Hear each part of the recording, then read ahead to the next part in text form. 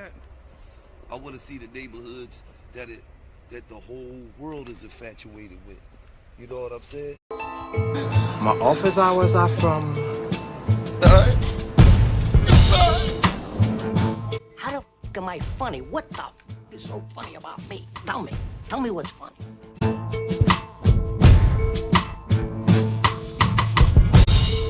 Hello, nigga, you ready to die? I ain't trying to go back to jail. I'm on the straight and narrow road to success. Now we are getting towards the end, but there is still a little more to tell about Douwey's work on the street, because he was a hyperactive shooter. In the fall of 2021, Douwey started giving out locations of Pocket Town members to NLMB, which Lil Don from Pocket Town called him out for, and after that, Douwey and Lil Don started looking for each other. Later, in late October 2021, Douwey allegedly shot Lil Don in the shoulder. He was shot at around 20 times but only got hit twice from a 223, which is ammunition that is often used in rifles, which Lil Don later confirmed in an Instagram story. In Lil Don's song Certified, he mentions the incident and also says that the person who shot him is dead. I suspect that Douwey from Face World 079 was that person.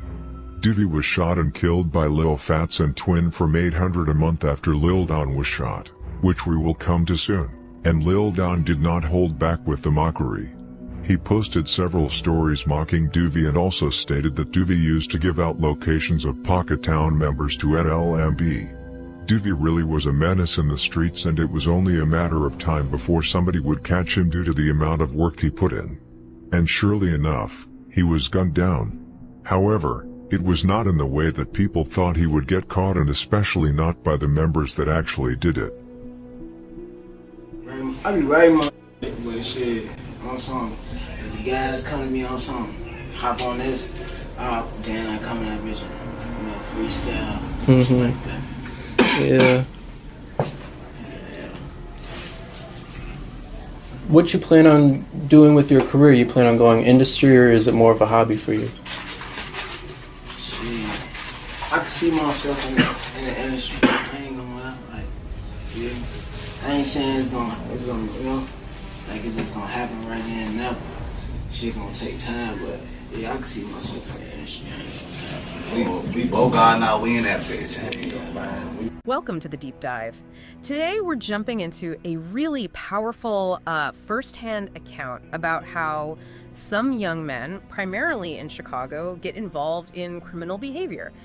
The source gives us this unfiltered look at how life on the block doesn't just, influence someone, it really forges their identity. And our mission here is to really distill that sequence. The source lays out this almost step-by-step process, this psychological feedback loop. A feedback loop, yeah. It traces the path right from these small, seemingly harmless childhood labels all the way to, well, jail or death. Yeah. We want to understand what locks them into that path. And what's so critical for you to get here is that this isn't really about crime as just an economic choice. It's about how these early social cues and a real lack of structure build a self-fulfilling prophecy. Exactly. So where does it start? The source is clear. Yeah. It's Chicago kids, and they're making grown-up decisions at an early age. And they're influenced by everyone around them, right? The older guys, cousins, uncles. Right.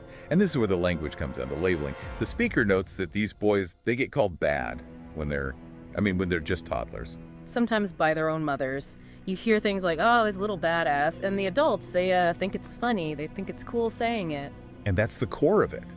That verbal reinforcement, it gets, quote, embedded in his head. So the kid just internalizes it. Completely. He starts to believe, I'm bad now.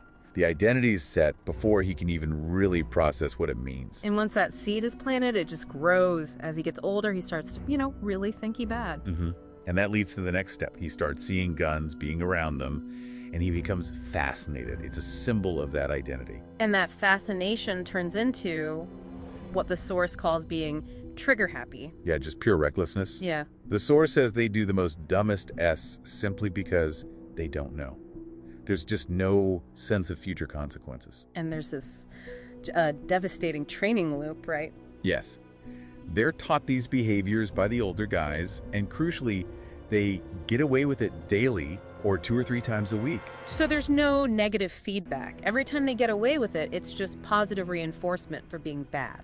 Which leads to the escalation. Catching a body, killing somebody. The source says this makes them really think you're tough, you really think you bad. It's the psychology of invincibility. That's the perfect word for it. When nothing happens to you, you start to believe you're invincible. You can't be hurt or harmed or killed. But the source warns that they just don't know their chances of living are very low. The odds are terrible. And the warning about death was really telling, I thought. Yeah, that it doesn't always come from the person you shot at or even by the gun. Right. It could be something else.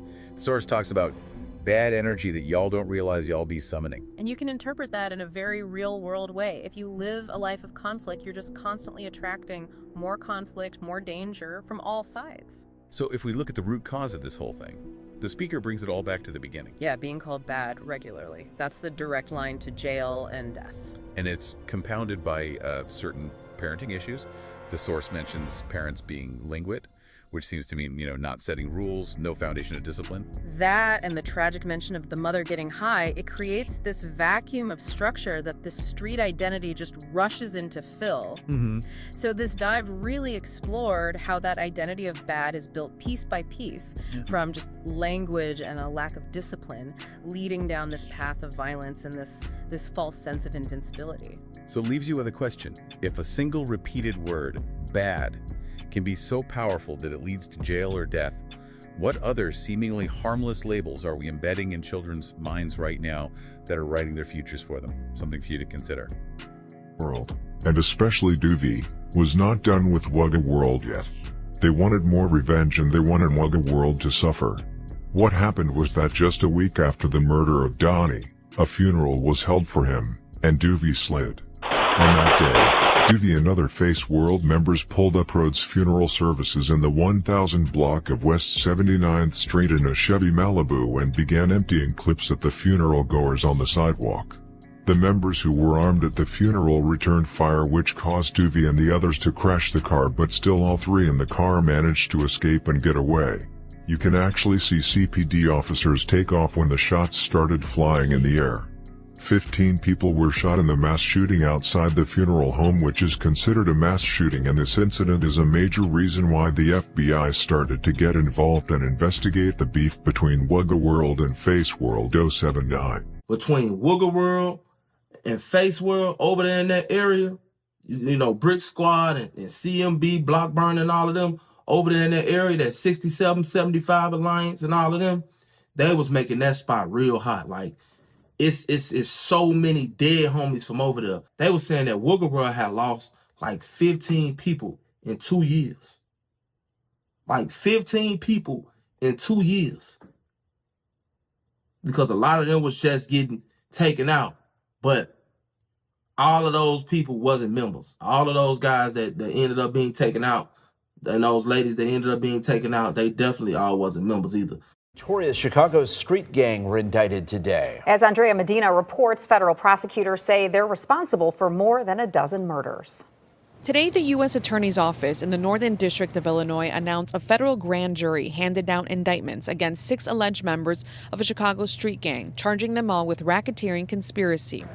Federal prosecutors allege the group is responsible for at least 13 homicides and a wave of violent crimes carried out across Chicago, all in an effort to maintain control and protect their Southside turf. Those facing charges include 28-year-old Dante Harper, 31-year-old Tyrone Foy, 25-year-old Tywan Tapler, 22-year-old Robert Lee Thomas, 28-year-old Davion Harris, and 26-year-old Davian McClure. Harper, McClure, and Foy are also charged with murder and aid of racketeering. The indictment outlines several violent incidents allegedly carried out by the gang, incidents that were covered on WGN. The indictment alleges that on or about June 17, 2019, Thomas opened fire on a CTA bus, shooting at an intended target and other passengers, leaving that person and others wounded. The indictment goes on to say defendant Tapler was with Thomas at the time of the shooting. The indictment further states that on July 21, 2020, Harper and several co-conspirators allegedly opened gunfire at the funeral of Donald Weathersby, resulting in multiple people being injured. Hey, look, everybody, they just can't let it go with the street shit. You got people who with it, people who going against it, people who mad at people for saying the streets. If you go back on my post, I will show it a long time ago. I've been saying fuck the streets. But none of my street niggas or none of the niggas in the streets got offended by what I said because they know I'm always in the streets trying to help get the brothers out the streets. I say fuck the streets and I stand on that. Why? Because the streets don't do nothing but kill, steal, and destroy. They tear our communities down. They take you away from your kids, your family, the people who love you. The streets will never love you. So yeah, fuck the streets. I ain't saying fuck all the niggas in it because I love my brothers out there. And I try and help them all the time. But we can't love no streets, nigga. I love the streets. You was a fool ass nigga. Cause the streets will never love you back. That's a fact. And if you been in it, like I've been in it, then you'll understand it. You know what I'm saying? Or if you live long enough.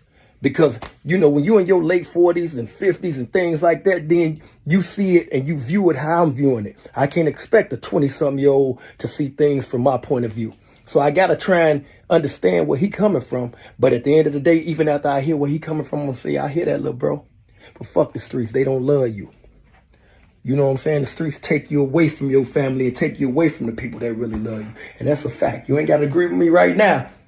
But we'll revisit this conversation 10 years if you're lucky to be here then. My office hours are from... How the f am I funny? What the f is so funny about me? Tell me. Tell me what's funny.